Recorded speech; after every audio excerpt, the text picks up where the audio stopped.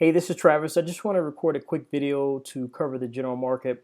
Also let you know I'm not at my home office right now. I'm recording this on my laptop. We had a last minute trip. We had to go out of town to help out my sister-in-law. So audio and video might not be the same as usual. But definitely wanted this is kind of a time sensitive video. So I wanted to get this out to you as quick as possible. Now I'm recording this video because I absolutely feel like an idiot. Around June, I posted a video stock market crash prediction. And in that video, I showed students, why I thought the market was about to fall in price. And I actually showed the two simple tools I use to spot out that. Wasn't any genius, wasn't any stock market prediction.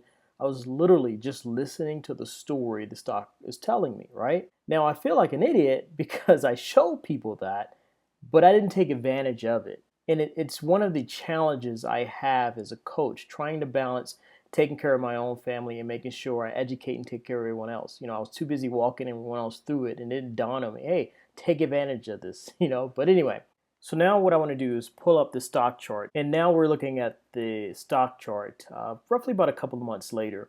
And and the market did keep going down since then. And students are always asking me, well, not always, but students will often ask me, Travis, where do you think the market is headed? And my answer is always the same: I don't know, I don't care. Mainly, I'm a person that trades what I see, not what I think I'm going to see. I'm not really into that prediction stuff, because if you predict the market is heading one way or the other, you have a 50-50 chance of being correct. The challenge is if you get too emotionally drawn or too emotionally committed to your direction, you could miss the obvious. Like, there are people right now who think this huge drop here that just recently, the market literally just dropped off a cliff. There are people who think the market is heading up. And so they will get really emotionally, committed to that. And despite the market heading down, well, perfect example, let me back up here. Perfect example was the last market crash in 2008. I was in a trading group at that time, and there was one guy throughout the whole bear market, when the market went down for 2 years, all he bought was call options. He had a really hard time grasping that the market was in a bear market. Like, he just was so committed thinking, well, no, the market's got to go back up. So he bought call options. In every meeting, he would consistently lose money. He just couldn't switch his brain and just accept the fact that the market was heading down. That's what I mean. We want to trade what we see. We want to listen to the story the stock market is telling us. And right now, the market is telling us it's heading down. But there's still some indecision because, for the whole year so far, the market was in a channel, back and forth, up and down. It's kind of in a channel here. And so if I draw two simple, kind of horizontal trend lines right here, we can see that the market was been in a channel all year, and then it kind of broke through that channel. And I'm pointing this out now because I just recently finished reading a book that kind of explain why the market is heading down. Of course, according to the book, it's based on a mystery that the book said is a mystery that's 3,500 years old. So 3,500 years old. It holds the key to this: what is going on, or what's going to happen in the financial market in 2015. It also explains how the greatest two collapse in financial history each took place on the exact same day and hour on the precise year and day ordained by ancient times. All right. Now, this is a really, really eerie book. And it's called, I don't know if I'm pronouncing it right, but The Harbinger by Jonathan Cahn. And it said that the greatest two stock market crashes in America both took place on the exact biblical day, separated by the exact period of time ordained in the Bible, 7 years to the day. So both occurring on the one day the Bible said was appointed to wiping out credit and debt. All right. Now, again, I said it's an eerie book. I am not into predictions. That's not my thing. But if you're into predictions and the sorts, you're going to really love this book. My wife was even surprised I was reading this book because she said, this is not something you'd usually read. And I'm like, no, it's not. But the carpet cleaner recommended it to us. The guy was at our house cleaning our carpets, and he knows we've been using it for several years. He knows I trade the stock market. He said, hey, have you ever heard of this book, Harbinger by Jonathan Cahn? I was like, no. He's like, you really got to read it. He's predicting another market crash in September 2015. So, of course, that piqued my interest. I'm like, hey, I know how to make money when stocks fall. So if I can get a heads up, I'll definitely read it. I said, I have nothing to lose anyway. It was a pretty quick read. I read it, every night while I was putting my kids to sleep, things like that. But it was kind of eerie accurate. I was double checking some of the facts and things in the book.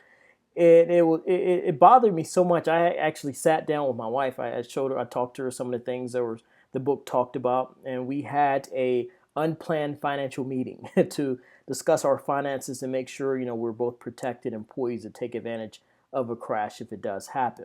So what I wound up doing is finding a way. Again, I'm not into predictions and thinking I know where the market is heading. I said, well, I'm not going to buy a bunch of put options just because a book said a market crash is going to happen September 13th. Whoopie-doo. All kinds of people are saying things like that. So I said, well, the market is heading down right now, but it also has this, huge swings upward. It's indecision. So what I was willing to do is say, well, let me get on both sides of the market, buy both a call and a put on SPY. So it's sort of a test here.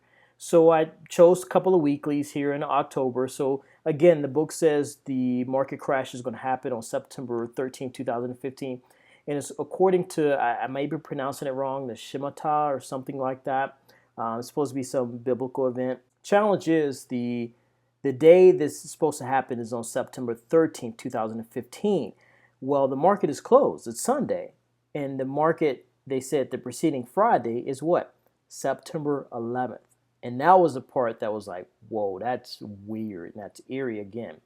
And no American needs to be reminded of what happened on September 11th. So what I decided to do again is I'm on both sides of the market. I purchased what they call a strangle. Strangles, are pretty tough to make money on unless the market has aggressive moves, which the market has had some aggressive moves here recently. So I feel a little bit more comfortable placing some strangles. The weeklies here, 4 days left. I don't expect to really make money on these. These are more just a curious. I've never done a strangle with such a short time frame on weekly. So mainly just kind of testing this out. A risk amount that I'm willing to lose. So it's not a whole lot. Like I didn't bet the farm or take a mortgage out of my house or anything like that. So a few $100s on the weeklies. And then I came out to October to make sure that I have a strangle that's long enough time for the market kind of sort itself out and go in a consistent direction.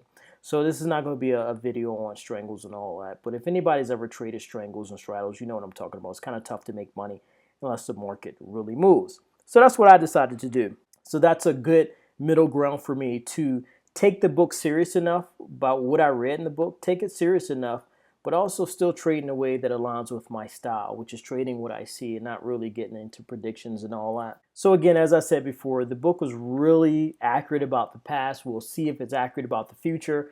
Again, I'm not into predictions and all that, but if you're into that, I really think you should get this book. I think you'll love it. But of course, like any good author, he put a hedge in there.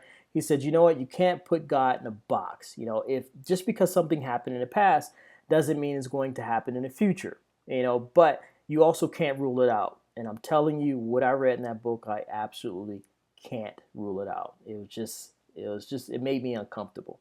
So you take care. I hope this video has added some value in your life. And if you like the book, let me know in the comment section. Take care. Talk to you soon. Bye-bye.